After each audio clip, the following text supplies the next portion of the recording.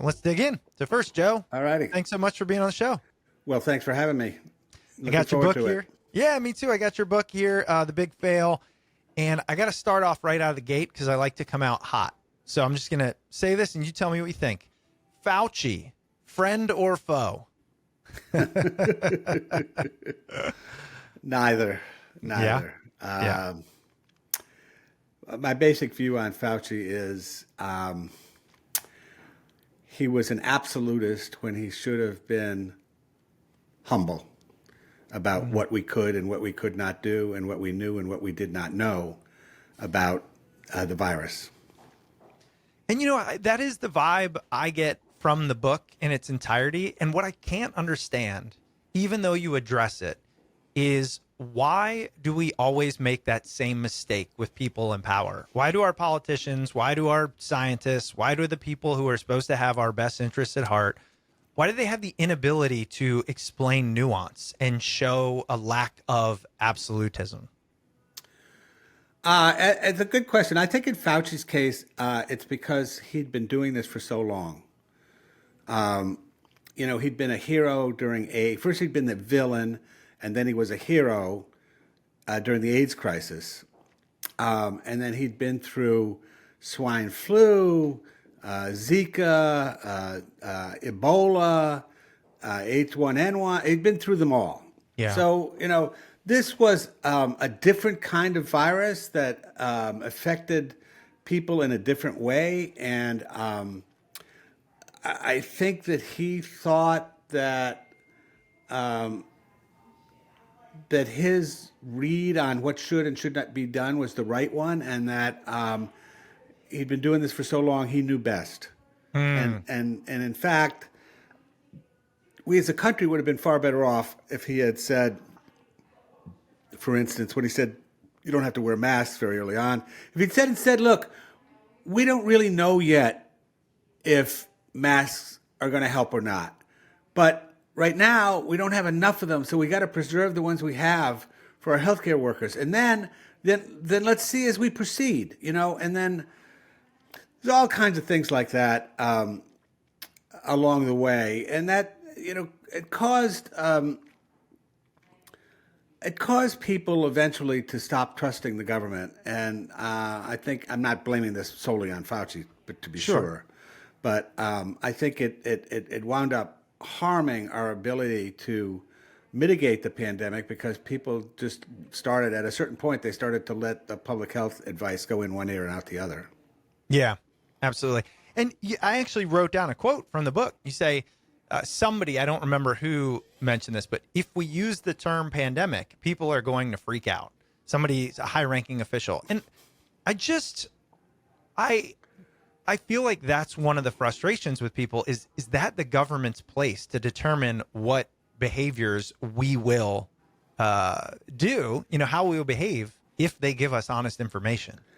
Yeah, and I think along with that is the fact that they didn't really take human behavior into account until it was too late. In other words, what were these mitigation measures? What was a lockdown? What was masks? What was social distancing? What was shutting down sports arena? How is it going to cause people to react and to behave? And they didn't think a lot about that. And so, what happens let's get into 2021 or so, and people stop wearing masks on the subway, and then they don't get sick. And so they start to think, what do these guys know? They're not telling me. My experience as a human is different from what the CDC is telling me I need to do to stay alive. So why should I listen to anything they say? And then the negative implication of that being, that again, applying the same logic to everything, and therefore the problem we get into when trying to understand something that we didn't understand. Right. And still don't understand in many ways. I mean, we don't, why did it come in waves? Why was one part of the country hit and not another part? And then it would switch around. Why did all of that happen? We don't know. To this day, we don't know. Well, and that actually brings me to a question I had you've mentioned it a couple times thus far. You start the book talking about masks, which became a mascot of the pandemic, Yeah. to for lack of a better term. Can you answer the question even today if they're helpful? Um, yeah, I kind of can actually. Okay. I was talking to Michael Osterholm about this. He's a very prominent University of Minnesota epidemiologist who was quoted a lot during the pandemic. And he basically said, if you have an N95 and you wear it properly, you're being protected. But, if you have a surgical mask and you go into a restaurant and you take the mask off to eat and then you put the mask back on, how have you been protected? So the real answer is that anyone can protect themselves on an individual level with a mask if they have the right mask and if they wear it properly. But 95% of the population is never going to do that. They're going to wear the mask under their nose, Right. They're going to take it off sometimes, or they're going to wear a cloth mask that doesn't do any good. So on a society-wide basis, you definitely can say masks don't work. On an individual basis, you can say if you do it right, they do work. That makes perfect sense. Yeah, it does. So I like to start out, like I said, hot, covering some of those big issues, get people into where we're going with this. To zoom out a little bit, there's a couple places I want to start. One is, I know that you and your co-author also wrote a book back in 2010, Right. All the Devils Are Here, about the financial crisis. Right, and her name is Bethany McLean. Let's not forget that. I love it. She's an amazing journalist. Great. And you and Bethany, I know, work well together, and that's why you picked up this book together. My question is, to tackle the financial crisis of 2010 and then the pandemic a decade later, how frustrated do you get at our inability to learn from historical issues? When you get to report on these things, how frustrated do you get? Or do you think that we actually are good at reflecting on these big events? Well, we're terrible about reflecting on COVID, and we'll get to that in a minute. Bethany makes a powerful case in the book. She's really the Fed expert and the Wall Street expert of the two of us. That in their efforts to mitigate the financial crisis, that's when the Fed began this process of getting interest rates down to zero, and this long-term bond buying program that really had never been meant to be long-term. It was supposed to be a short-term fix during the crisis, and then it never stopped. And Bethany's view is that this was a wild overreaction and it harmed us because it wound up giving us inflation, and it also caused a lot of deal making, private equity in particular, that wouldn't have happened because interest rates were so low. So the frustration was seeing them do something that helped in 2008, 2009, and then kind of failing to stop it when it was no longer necessary. The financial crisis also, though, did lead to a lot of legislation aimed at taming the banks, and as Bethany points out in the book, that was a good thing. But what it did was it caused so much of high level banking and trading and so on to be pushed to what she calls the shadow banking system, the hedge funds and so on that are unregulated. And so that really it's had a negative effect on the society because, the government doesn't really have much control over them or know what they're doing. And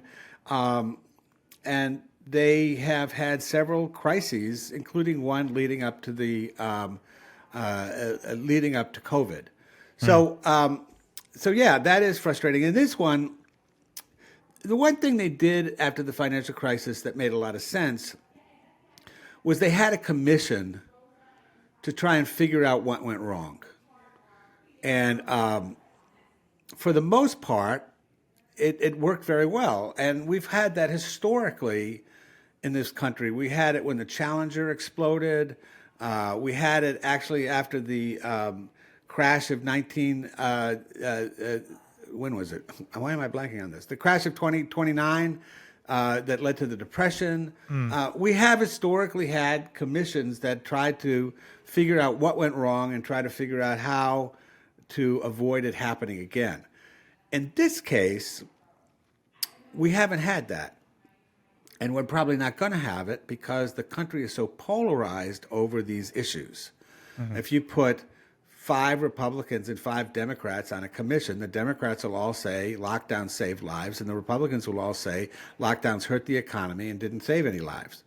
And so, what have you discovered? Right. So. Well, and this is an interesting perspective, especially for somebody like yourself who has researched and looked at some of these big issues and how they're tackled from a political perspective. Do you think that if you were to put these 10 politicians in a room, 5 Democrats, 5 Republicans, they would actually believe that line and how black and white it is? Or do you think it's just too difficult today to have nuance and to explain things in a moderate way as a politician? I think it is too difficult to have nuance. But I also think it is true. I don't think these guys are faking it. I think it's true belief. Really? I mean, Gavin Newsom signed a law in California to punish doctors who spread misinformation. Well, what is misinformation? What is it? Well, I mean, he would characterize it as anything that strayed from the, public health establishment line. But the public health establishment line hasn't always been right. Right. I was just about to say the pandemic proved that, right? But that's true belief. And then the flip side is, the right really has come to the view that masks were a waste of time, lockdowns were a waste of time, social distancing was a waste of time. And then eventually, not everybody on the right thinks this, but, a lot of them eventually came to the view that vaccines were more harmful than good, which is insane. Wow. Okay. That's a bold statement. You genuinely think, from your perspective, many of them think that the vaccines are not just a waste of time, but a net negative? Oh, absolutely. They talk about remember when that football player for the Bills collapsed? Yep. Remember that? Yes, He basically had a heart attack on the field. Yep. So nobody knew then whether he had been vaccinated or not. Right. And yet immediately from the right, they said, oh, this is because he was vaccinated. He's had a heart attack because he has myocarditis or whatever you call it. I'm bad on that kind of name. Well, they had no idea. They had absolutely no idea. So, yes, there's no question that there's a very a Robert F. Kennedy Jr. type view that vaccines are harmful and that they're especially harmful to children. Now, my view is that they're not. I mean, yes, they are. There are some people who have side effects, but that's been true of vaccines forever. All kinds of vaccines, polio, smallpox, whatever. My view, though, is that children don't need the vaccine because so few children get COVID. Right. Yeah, that was something and we'll get into that, right? Our putting blanket statements on everybody during the pandemic and the impact that has. I want to ask now, the book is called The Big Fail. And I think that's an interesting one because obviously it insinuates that we failed. And by we, I guess I mean humanity. I'm not, and I know you talk about America specifically. I do. We really don't get into international because there's only 2 of us and we only had a couple of years. Yeah, exactly. So tell us, what do you think, why was it such a failure? I know there's many reasons, but what is the biggest reason in your mind that we can say, look, we didn't do well? Well, the biggest reason really has nothing to do with how we dealt with the pandemic in the here and now. The biggest reason has to do with trends that had taken place in American capitalism over the previous 30 or 40 years that we don't even think about anymore, that wound up having disastrous effects on hospitals, nursing homes, and shortages of supplies like nitrile gloves and masks. Right. And so let me drill down a little on this. Yeah, please do. Okay, so where, in percentage terms, more people died in nursing homes than any place else. And if you, the Times stopped doing this, but the New York Times for a long time was calculating the percentage of deaths per state that took place in nursing homes. And some of them were astounding. There was like New Hampshire's like 65%. I mean, astounding numbers. Wow. And even in the low, it'd be like as low as 30 or 25%. It'd be as high as 70%. It was just amazing numbers. And why did this happen? The main answer is because nursing homes had been stripped to the bone by private equity firms and other entrepreneurs. And they had debt that they really couldn't afford. So, they have to lay off nurses and staff and patients and residents don't get quality of care, and et cetera, et cetera. And this is completely preventable. And the reason we know this is because in San Francisco, the largest nursing home in the country, 700 some odd residents, is run by the city, not by a private equity firm. And they had plenty of staff, and they did it right, and they sheltered their people in place. And as of March 2023, 10 people had died in that nursing home. Wow. So it tells you that if you could do it right, you can save lives. But we had this situation, this setup where nursing homes were like, they were out of a Dickens novel. So that's one example. The second example is, globalization, which nobody really gave much thought to. But globalization became this nirvana for companies that caused them to shut factories, lay off workers, move everything to China, set up just-in-time supply chains. But they never thought about what happens if there's an emergency. What happens if there's a crisis? So now we're hit with a crisis. The Chinese may have contracts to send masks to America, but they're not going to do that in a crisis. They're going to keep it for themselves. Right. So all of a sudden, every hospital is scrambling for masks, scrambling for nitrile gloves. Mm-hmm. They don't have there's no resilience in the system. So that's a second way that, a big way. And then a third way is the way the hospital system has evolved, where the big fancy hospital chains, they do fine, but they don't have the population that's really sick with COVID. And those people go to these hospitals that are, right. kind of a mess. That they do their best they can, but they don't have the facilities, they don't have the equipment, they don't have the machinery, they don't have the money. Mm-hmm. They're dependent on Medicaid, which doesn't pay anywhere near enough. So, you have some hospitals that are just completely overloaded and people are dying left and right. And you have other hospitals that, I'm not saying they're empty, but they're not overflowing with COVID patients. Yeah.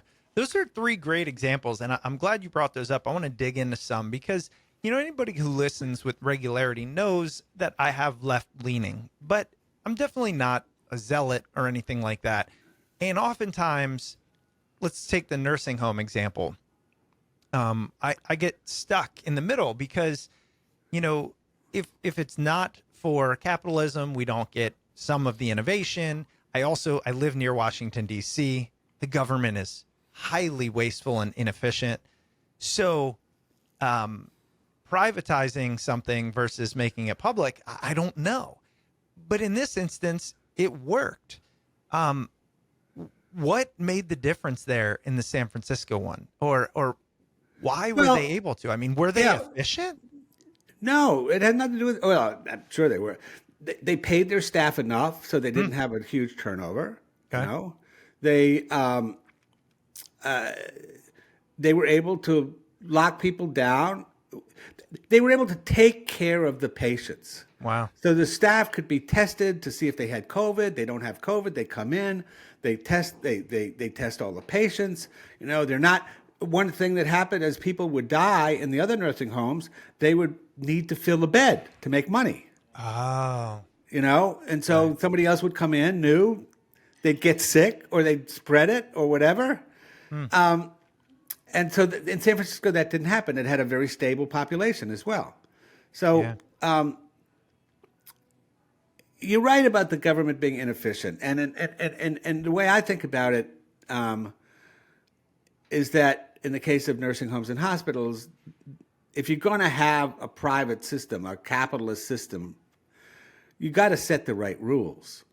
Right. You got to have rules about the number of staff. You got to have rules about what percentage of the revenue can be debt.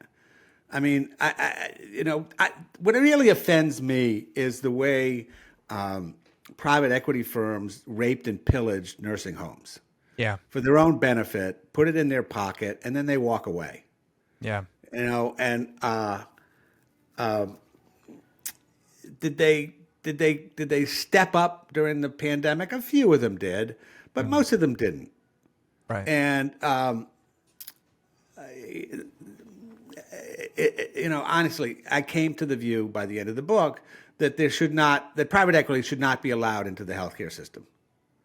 They have no purpose. Most industries, profitability and doesn't clash with the purpose of the company. Yes. Right? Yes. With hospitals and nursing homes and healthcare in general, it definitely clashes. You know, if a hospital wants to have a more profitable quarter, they got to do more surgeries because that's the way the system works. Maybe those surgeries are necessary. Maybe they're not. Or you got to have a monopoly in one area so you can hold up the insurance companies to force them to pay more than they should. Yeah. You know, or in the case of private equity, you know, you sell the land. I mean, the first thing they often do is they sell the land to a REIT, a real estate investment trust, and then pull that money out as profit. And now the private equity firm has to pay, now the nursing home has to pay rent on land that they used to own. Wow. Right? And then in addition, don't forget, the way private equity works is they buy something. This is any kind of company. And they mostly use debt because that's how they make money. Right. And they put the debt on the balance sheet of the company that they bought. So the nursing home company now has to not only pay rent, but they have to pay back the debt that the private equity firm used to buy it in the first place. Well, that's crazy. That's how it works. That's how it works. I think about, just to pause here for those listening, you know, if you're on your walk or whatever, right?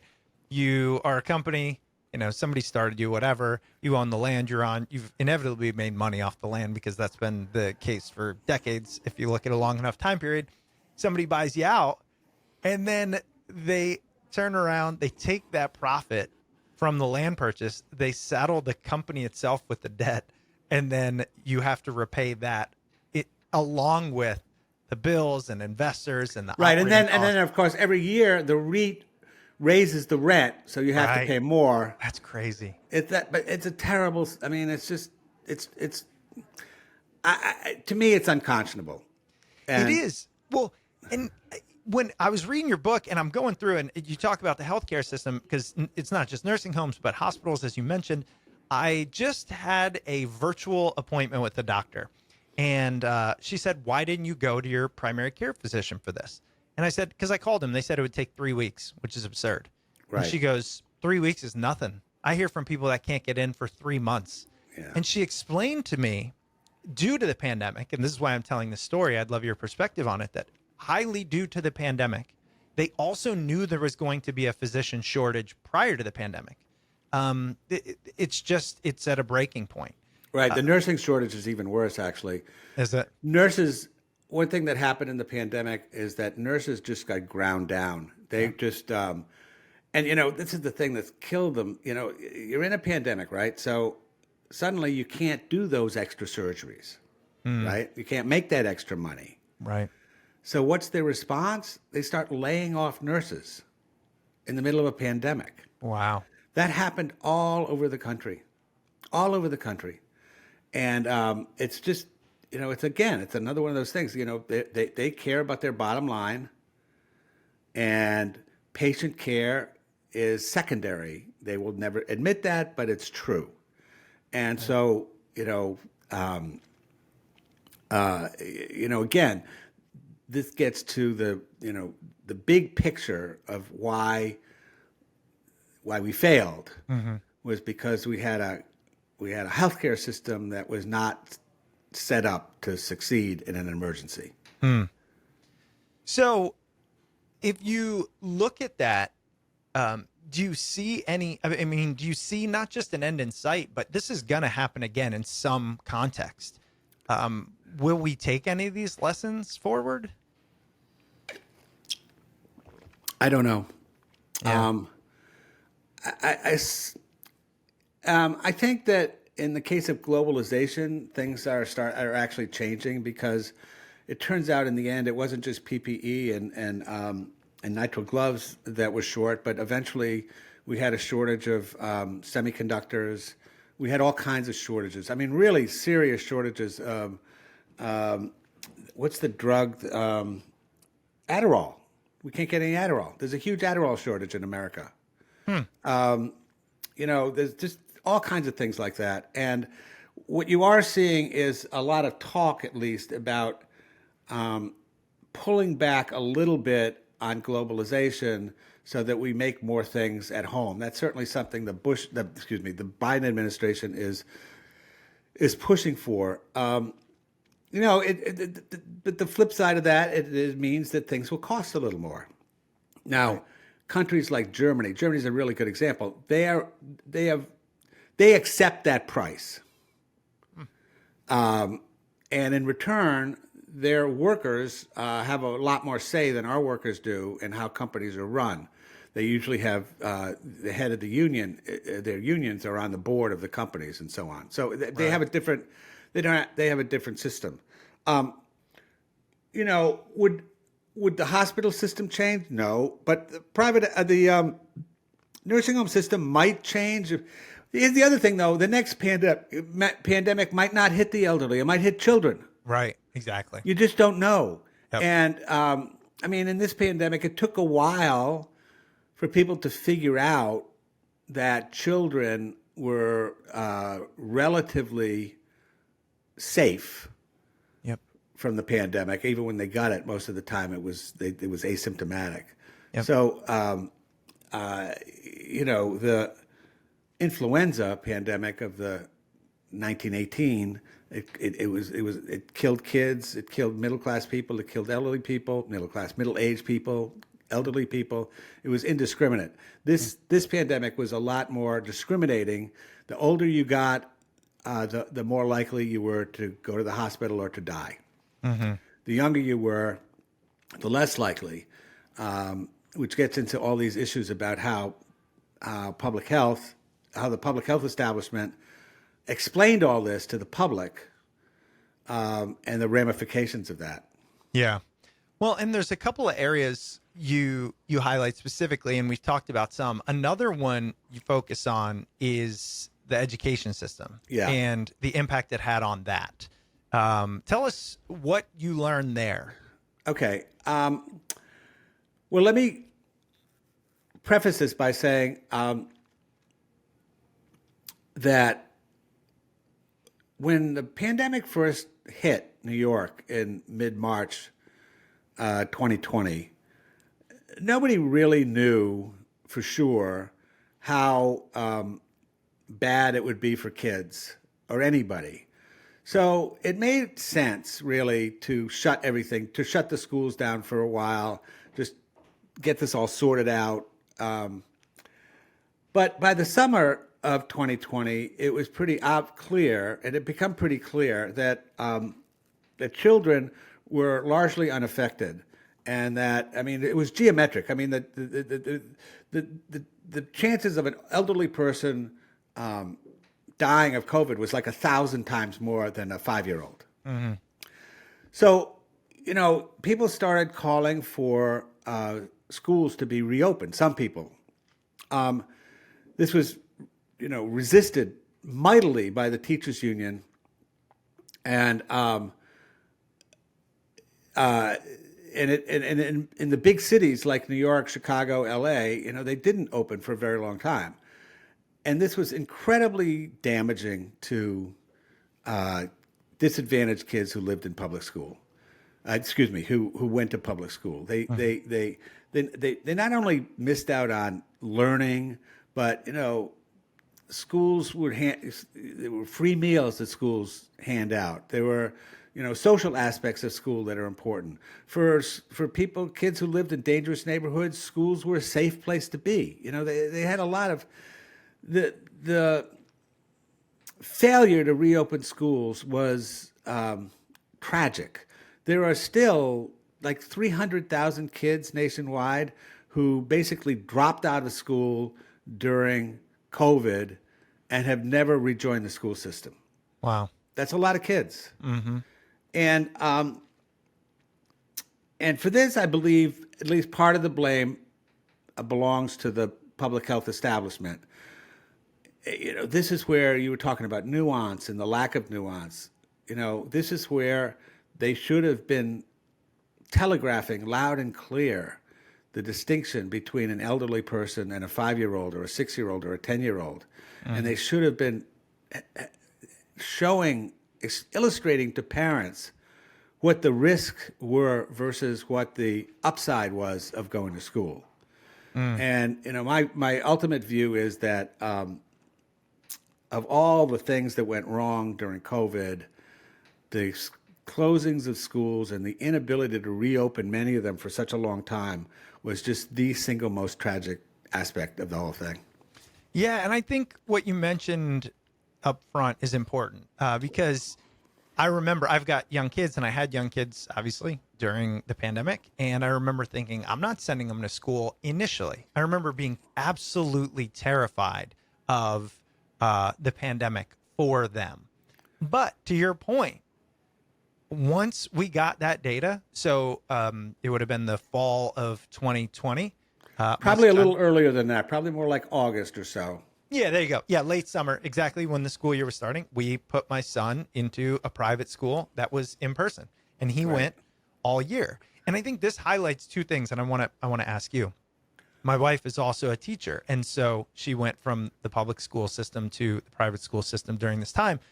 And how could we have dealt with this with teachers who were scared to go into work if they had issues? Did she go in? Did she teach in a private school system? She did, in person.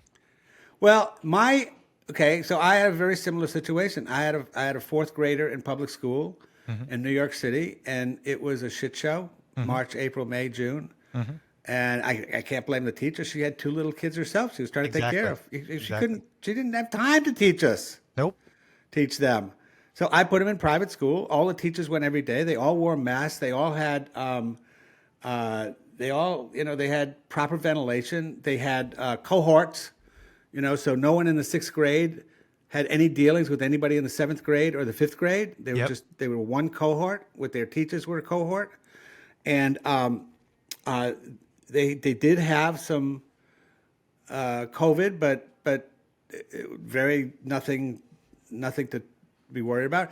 Look, I think I don't think you should have forced teachers to come back, but I think you could have, for instance, In the private school system, I don't know if this happened with your kids, but it happened with mine. There were some kids whose parents didn't want them to go back in the classroom. So fine, they had Zoom. They did. They Same were thing. actually they were part of the classroom. They were with all the other kids. It wasn't like what had happened in March and April. Yep. It's almost like they're sitting in the classroom. The teacher could call on them just like she could call on anybody with a computer, anybody else sitting in the room. So that's one thing. You could have done that with teachers. You could have allowed teachers to. You could have had a TV screen, and the teacher could teach from there. And you could have had a young teacher's aide who could be in the classroom and help out. I mean, there are ways to do this if you think about it. Yeah. Instead of just saying, well, we have the system that we have, and the teachers are scared, and the parents are scared, and the kids are scared, so no, we can't let them go back to school. Yeah. It's a good point, and I think it highlights a lot about the lack of flexibility that happens there, and like you said, the impact that the schooling had, and it also highlights. You talk about who we protect and who we leave behind. Right. You and I both just said we put our kids in private school. That's right. Now, That's right. I couldn't afford it. My wife's parents had to pay for it, right? But we still had the means. You mean this podcast doesn't make enough to pay for kids to be in private school? Yeah, man. If it did, it'd be a different world, right? But Right. but in truth, what did you learn about who we protect? And is it conscious that do we do this on purpose and just not and lie about it behind the scenes? You say, is it conscious? Yeah. You know, a lot of it is not conscious, honestly. Think about yourself or people in your social class locking down. How are you able to do that? You've got Zoom, right? So you Yep. can do work. You got your computer. You can have Zoom drinks with your friends. Yep. Oh, by the way, where are you going to get those drinks? Somebody from DoorDash is going to bring them to you, right? Yep. And suppose you want to get, I don't know, get some new clothes. So Amazon workers in the warehouse. And if you want a nice steak tonight, who's making those? Meat packers, where there was tons of COVID in the meatpacking industry. And, I hate to be cruel about this, but, the Zoom class felt so virtuous, locking down, Good point. and so contemptuous of people in Florida and other red states that poo-pooed lockdowns and closing their economy, shutting their economy. And they just felt, and yet what they didn't seem to notice, that's the right word, was that other people were not able to do what they were able to do and had to go to work to service them. Right. And so, how is that fit? So when you talk about who did it leave behind? Well, yeah, it left behind people who didn't have a lot of money. That's who it left behind. It left behind a lot of small business people who went out of business, small restaurateurs, a lot of people who got laid off. But, I will say the government did a pretty good job there of bolstering unemployment insurance. And, people seem to have enough money to buy GameStop and AMC. So they could have been too broke. It's true. No, it's true. And it's funny. I just got an email a couple weeks ago from somebody providing feedback saying that, Chris, you talk negatively about capitalism too often. So I guess if they're listening, sorry, it's happening again. But I heard you, I think it was in an interview, talk about, for example, the airline industry. And I thought it was fascinating. Yet another example of maybe with the best intent, our policies really supporting the wrong people, in that we gave them all this money and what did they do with it? Tell us a little bit about that. And any other examples you have about our inability to do it correctly? Well, first of all, let's think about, here's another thing that has become an ordinary part of American capitalism that didn't used to exist before. Giving money buying back stock buybacks, right? So, all these airlines and tons of other companies have spent billions and billions of dollars buying back their own stock. So then the pandemic comes. Now, they're not broke. They have money for sure, but they also have lobbyists. And Congress certainly doesn't want an airline to, run into financial trouble. So they're going to give the airlines tons of money. But they say to the airlines, you have to employ people. If we're going to give you this money, you have to employ people. So they put the people on the payroll. I don't know that there's that much for them to do, but they're on the payroll. The day those deals expire, they lay everybody off. And I don't know if the airlines did this, but there were a lot of companies that continued to do stock buybacks even during the pandemic. Yeah. And they all sort of said, well, our employees come first. We're going to take care of our employees, yada, yada, yada. But they didn't. They're incapable. They're the thought pattern of a corporate executive is now so ingrained with maximizing shareholder value and, doing everything they can to boost the stock at the expense of just about anything else. Yeah. Do you remember when, this is not a pandemic related, but do you remember when American Airlines gave all their employees $1 an hour raise and Wall Street and all the Wall Street analysts went nuts? How could you do this? You're going to destroy your shares. Wow. The worst part of it, I'm pro-cap. I mean, I am a capitalist. I've been covering business for 40 plus years. It's in my blood. I like businessmen. I don't think it's all a big conspiracy like a lot of lefties do. Sure. But man, it's just it's hard to watch. But don't you think it can? This is where I get so frustrated. And talking to journalists, I'm always curious. Like, don't you think it can just be done slightly differently? I don't see why certain things aren't easy to fix. I don't get it. They are easy to fix, but you almost inevitably need Congress to pass a law. And our congressional system is so fucked up that, they're so dependent on corporate money that corporations really have the ability to squash almost anything. The point is, people have been trying to get rid of this forever, so that if you're in Wall Street, if you're in private equity, if you're in a hedge fund, you pay the same tax rate as everybody else. They've never been able to get it to pass. It's crazy. And they just have this, corporate money just speaks too loudly. Yeah, it does. Well, listen, Joe, I know we don't have much time left, and one of the reasons I wanted to have you on is it's kind of crazy how far in the rear view, in my mind, the pandemic is already. Yeah. How fast it came up. I still remember getting my first vaccination, and I teared up because I remember thinking, I think I get some of my life back. Like, I remember eating Thanksgiving dinner outside in the freezing cold with my parents because we had little kids and my parents are older and things like that. It just was such a an important time in history, and yet I feel like it's now gone. And so I wanted to see, what do you want the general person to take away from the pandemic and the work you did on it? Well, before we go to that, I want to just make a comment on what you just said. Of course, it's not gone.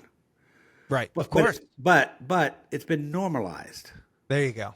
Now, is that bad or is it good? That's a hard thing to answer. Ultimately, humans normalize everything. Yeah, good point. London was normalized during the Blitz eventually, right? People just got used to it. I mean, just that's what we do as people.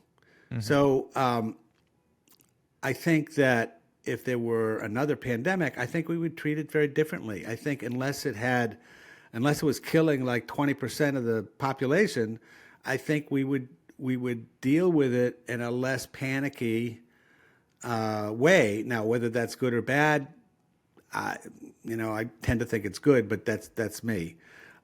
Your question, however, was, what would you want people to take away, given that for many it's in the rearview mirror and we have accepted it and integrated it?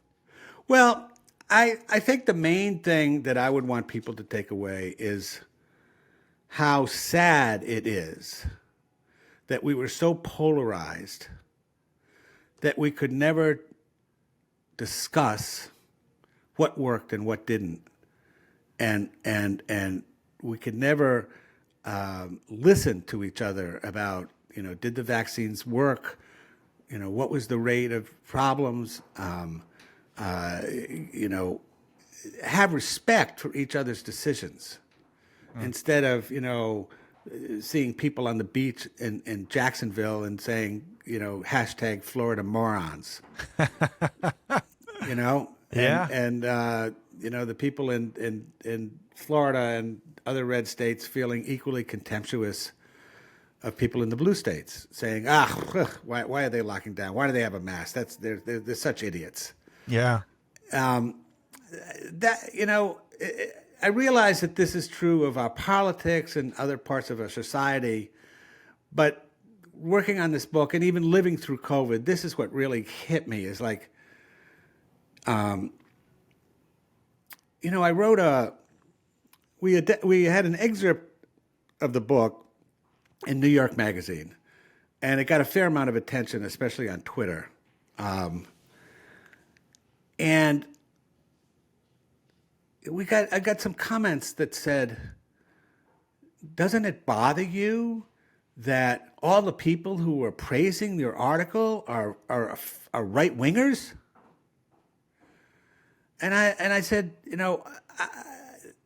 I'm not writing this for a left wing or right wing. I'm writing what I think is true and factual. Right. And we shouldn't be putting this in buckets. Bethany was on Twitter fairly early on during the pandemic saying things that were clearly skeptical of the conventional wisdom. Mm-hmm. And people would come up to her and say, I didn't know you were a Trumper. Wow. And she said, what makes you think I'm a Trumper? She said, because you're skeptical of lockdowns. No. You should be able to have these discussions without it being part of our polarized culture. It's a great point. I have to ask you, because you mentioned it, and this will be the last question. Between, say, a Florida and a California, I think represent opposite approaches to the pandemic. Could you say history will define a winner? Was there a winner? Was there a better way to approach it? Well, if you adjust for age, which you have to do, because Florida had 21% of Florida's population is over 65, and only 15% of California is over 65. If you adjust for that, they came up pretty much the same. Wow. So California slightly better. But Florida made trade-offs that they were happy with. In other words, the Florida economy was much better. And I know a lot of people from New York who went to Florida during the pandemic because they wanted that openness. Yeah. So it's possible to say if they have equal outcomes in terms of, mortality rates, and Florida's economy was better, then maybe we are saying Florida made the better decisions. Maybe we are. Maybe we are. Maybe we are. Well, to learn more, you're going to have to read the book. It's called The Big Fail: What the Pandemic Revealed About Who America Protects and Who It Leaves Behind. Joe, really appreciate you being on the show. Anywhere else, where can we find you? Are you active on social? I am. I'm on Twitter. I'm on my whatever you call it, handle. What do you call it? Yeah, handle sounds good. Is opinion_Joe. Opinion Joe. Okay. And I've been writing these days for Barry Weiss's Free Press. I don't know if you know what that is, but I don't. It's a fantastic new outlet. Started by a woman, Barry Weiss, who left the Times because she thought it was too woke. Nice. And has created a very interesting journalism organization for people who don't accept the verities of the right or the left. And do you think obviously I know what you're going to say, but are you doing a good job at it? Oh, they're doing a great job. I'm not full time there. They're rocking it. Fantastic. Well, I'm going to have to look into it then, because that's what we try to do here as well. I know you got to run, Joe. Really appreciate it. I appreciate you having me. I really do. It was a really fun discussion. Thank you very much.